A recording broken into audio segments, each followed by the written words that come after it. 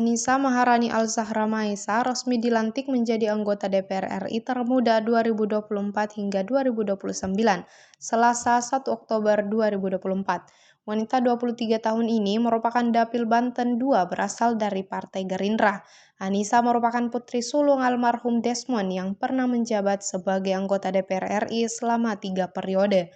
Ayahnya merupakan pentolan penting di partai milik Prabowo. Dilaporkan ia memiliki kekayaan mencapai 5,8 miliar berdasarkan laporan di LHKPN kpk.go.id. Tercatat memiliki 12 bidang tanah dan bangunan hibah tanpa akta senilai 2,57 miliar. Annisa juga memiliki mobil Lexus tahun 2019 seharga 2,2 miliar. Selain itu, latar belakang pendidikan Annisa Maesa memiliki 2 gelar dari Universitas Indonesia Fakultas Ekonomi dan Bisnis dan juga Universitas Melbourne Faculty of Business. Annisa menyampaikan program dan aspirasi yang digaungkannya.